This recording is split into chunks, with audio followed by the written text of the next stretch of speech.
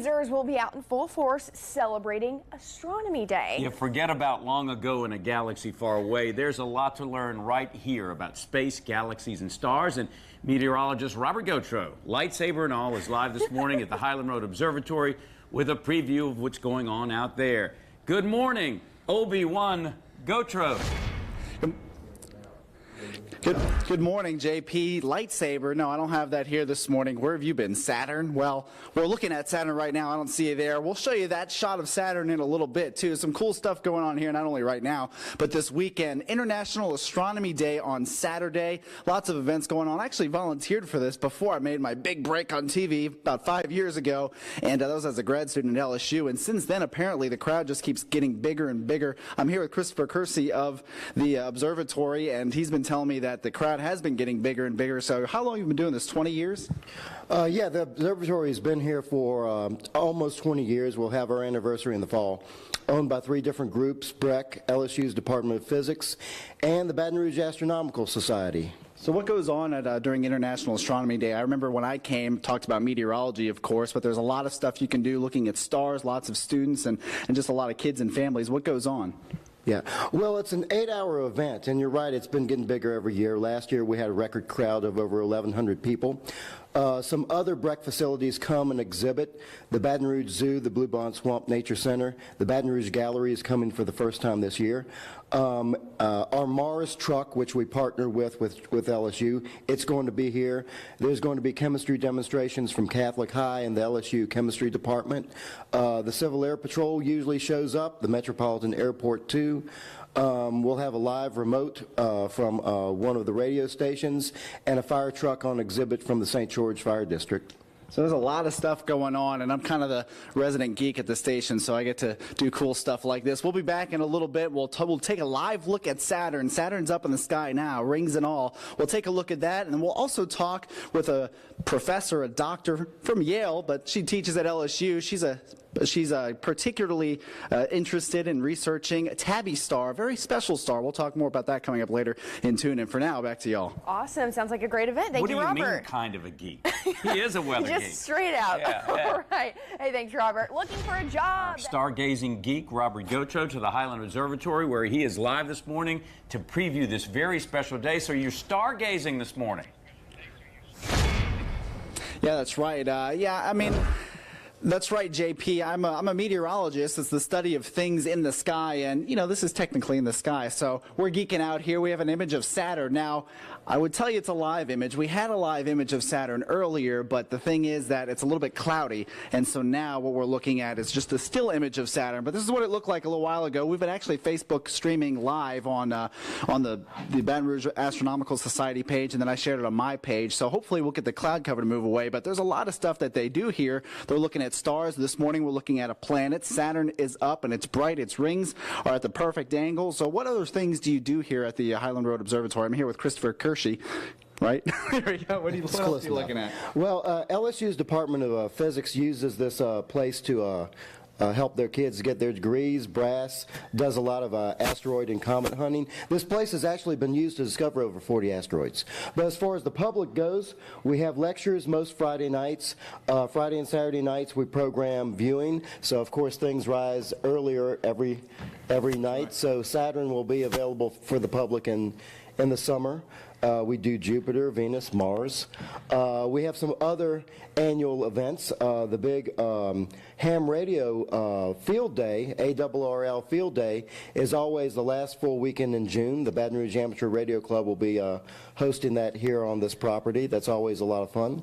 We're open for the 2 major meteor showers of the years, the Perseids in mid-August, and the Geminids about a week and a half before Christmas. And the eclipse is coming up too. The eclipse is coming up too. Yeah, we're seeing if we can program hours for that. A lot of our personnel, for obvious reasons, are going to be out of town.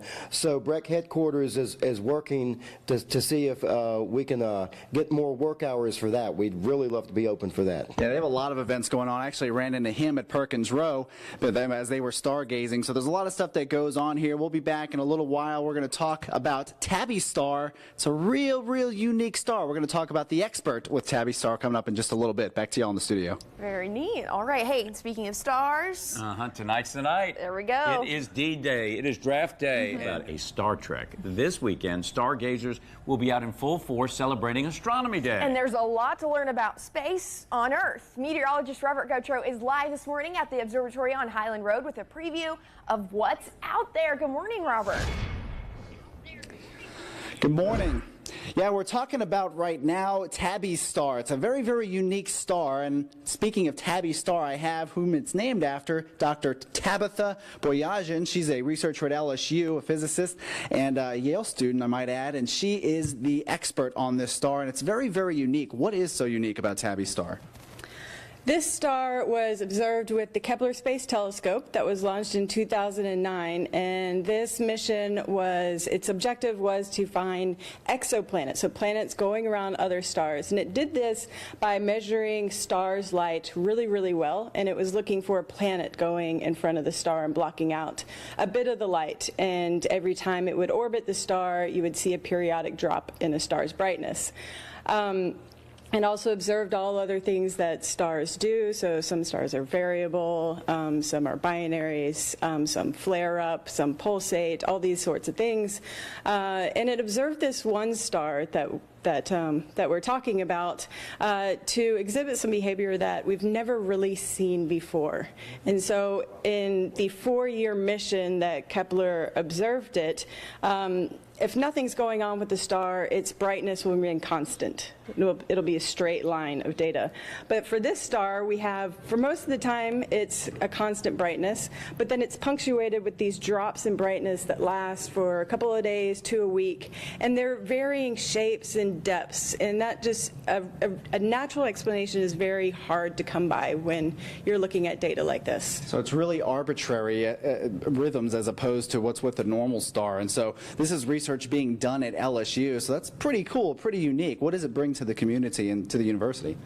I think it brings a lot of excitement with new discoveries we're having in astronomy and space. The field of exoplanets is really exploding right now, and we're coming up on an era of big data, and these things are, we're going to find out so much more about our universe, and that's just fundamentally exciting. And a lot of this research being done right here at the Highland Park Observatory. We'll be back in about 30 minutes, and we'll take one more look at what's expected this weekend with International Astronomy Day. I'm here with Dr. Boyajian, meteorologist Robert Gautreaux at the Highland Park Observatory. Back to you all in the studio. Awesome. What neat things that are going on right here. I think it's neat right that she down has the a road. star named after her. How awesome. How come you don't have a star named after you? I think you can buy one for me. That's because I can't wait. Because you are a star. Oh, thanks, JP. All right. In other news, we're Looking up. okay. It's International Astronomy Day, and we want to get you ready. Yep, meteorologist Robert Gautreaux is live this morning at the Highland Road Park Observatory. Hey, Robert, good morning. What are you going to show us right now? Good morning. Behind us is a telescope, one of two. They actually have 2 telescopes here, so look how massive this thing is. You can see lots of stuff, like earlier in the show we showed you Saturn. That's one of many things. Unfortunately, the moon's below the horizon, and it's daytime now, but you can see a lot of stuff here, and there's a lot of stuff going on Saturday, lots of events for International Astronomy Day. I'm here with Ben Toman. He's actually a member of the Baton Rouge Astronomical Society. So what is the Baton Rouge Astronomical Society? What do they do? Well, we've been around for about 35 years now, and it was an organization just started to be a place for people that had an interest in astronomy to come together, talk about astronomy, and we were also really interested in public outreach. So we go out to schools and different community functions and whatnot. We'll take our telescopes, we'll take some displays, and just try and get people as fired up about astronomy as we are. Teaching kids, teaching adults, whoever wants to know. So even if you're an amateur astronomer like me, you can do lots of stuff. I ran into them at Perkins Row. They were stargazing, and one thing that they do is they actually give an award for light pollution, and that's kind of become a problem here in the Baton Rouge area. And your society gives awards for areas that or places that provide low light pollution. What does it tell me about that? Yeah, good light. We have our Good Lighting Award. Our first one we gave out to Bass Pro Shops. The last one we gave out to Women's Hospital, the new one on Airline, newer one. And we try and recognize places that use what the industry would consider proper lighting, you know, fully shielded and cut off lighting. Give a little bit more viewing to the stars and stuff. A lot of stuff going on this weekend, and we'll hand it back over to y'all. All right. Thank you, Robert, for all those reports this morning. Well, I wonder if we're getting a clear view this morning.